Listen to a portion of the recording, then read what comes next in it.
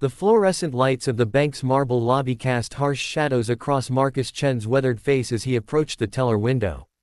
His janitor's uniform still smelled faintly of industrial cleaner, and his calloused hands trembled slightly as he pulled out a crumpled deposit slip from his pocket. It was 4:47 p.m., 13 minutes before his shift started at the office building 3 blocks away.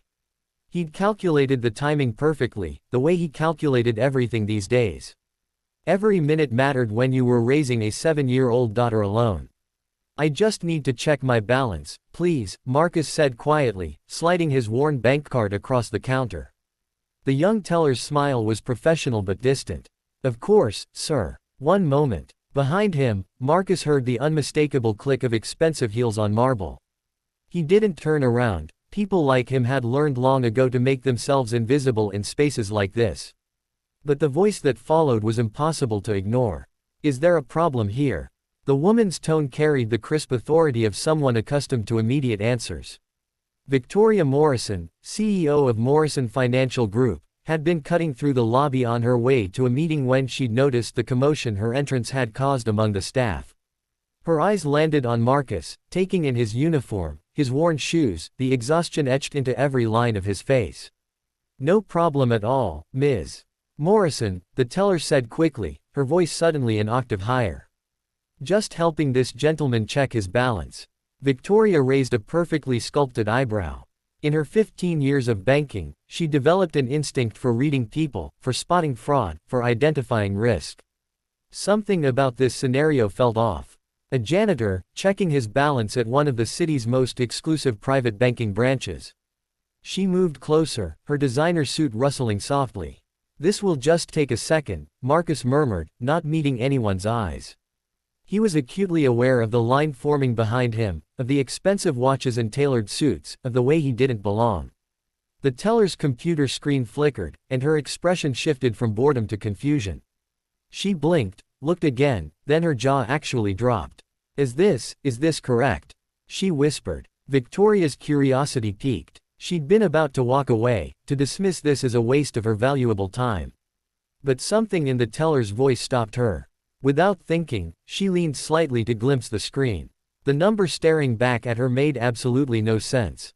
$1,847,392.17. Victoria's practiced composure cracked. "That's impossible," she said aloud, then immediately regretted her rudeness. But a janitor with nearly $2 million in a checking account. Her mind raced through possibilities: fraud, money laundering, some kind of system error. Marcus's shoulders tensed. He'd been expecting this, dreading this. "It's my money," he said simply. "I earned it." "I didn't mean to suggest," Victoria began, but Marcus was already reaching for his card. "I know what you meant." His voice wasn't angry, just tired.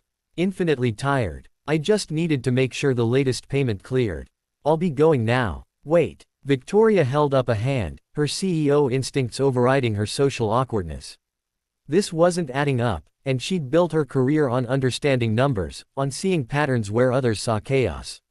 "I apologize. That was incredibly rude of me. But I have to ask, how does a janitor accumulate almost $2 million? The question hung in the air. Around them, the bank had gone quiet, other customers and staff pretending not to listen while hanging on every word. Marcus looked at Victoria for the first time, really. Looked at her. He saw the expensive jewelry, the flawless makeup, the confidence that came from never having to choose between electricity and groceries. And for just a moment, he saw something else, genuine curiosity, not judgment. "I invented something," he said finally. "Back when I was an engineer. Before my wife got sick. Before everything changed." The story spilled out in the middle of that gleaming bank lobby, witnessed by strangers who would later swear they'd seen something extraordinary. Marcus had been a mechanical engineer at a robotics firm, happily married, planning for the future. Then Sarah got cancer. Stage 4, they said. Nothing they could do, they said. But Marcus had refused to accept that. He'd spent every night after the hospital visits, every weekend, every spare moment, developing a specialized medical monitoring device. Something that could predict cancer relapses before they happened, could save lives like they couldn't save Sarah's. She died 3 years ago, leaving him with their daughter Emma and a patent the tech companies suddenly wanted. The money had arrived in chunks over 2 years, licensing fees, buyout offers, royalties. More money than Marcus had ever imagined. "So why are you working as a janitor?" Victoria asked, her voice softer now. Marcus smiled, and for the first time, it reached his eyes. "Because Emma needs normal. She needs routine and stability and a dad who comes home every night at 6:30. I don't have to think about being a janitor. I just push a broom, empty trash cans, and get to be present for her. Really present, not like when I was an engineer working 70-hour weeks." He pulled out his phone, showing Victoria his home screen, a little girl with pigtails and a gap-toothed smile, holding a perfect spelling test. "The money's not for me," Marcus continued. "It's in trust funds for Emma's education, for her future. And the rest." He hesitated, then seemed to make a decision. "The rest I've been using to pay off medical debt for families at St. Catherine's Hospital. Anonymously. Every month, I have the bank call and ask which families are drowning, which kids might lose their parents because they can't afford treatment. And I pay it. All of it." The silence that followed was profound. Victoria felt something crack open in her chest, something she'd buried under years of profit margins and shareholder meetings. "How much have you given away?" she whispered. "About $1.3 million so far. I keep enough for Emma's future and a little emergency fund. The rest goes to people who need it more than we do." Victoria looked at this man, this janitor, this widower, this quiet hero, and felt ashamed of every assumption she'd made. Here was someone with more money than most people earned in a lifetime, wearing a stained uniform and taking the bus because he believed in something bigger than himself.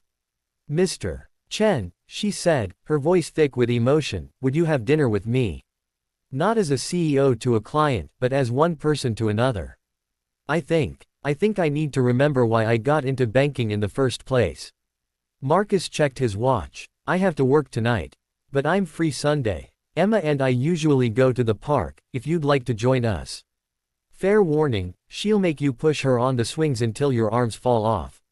Victoria laughed, a real laugh that surprised her. "I'd like that very much."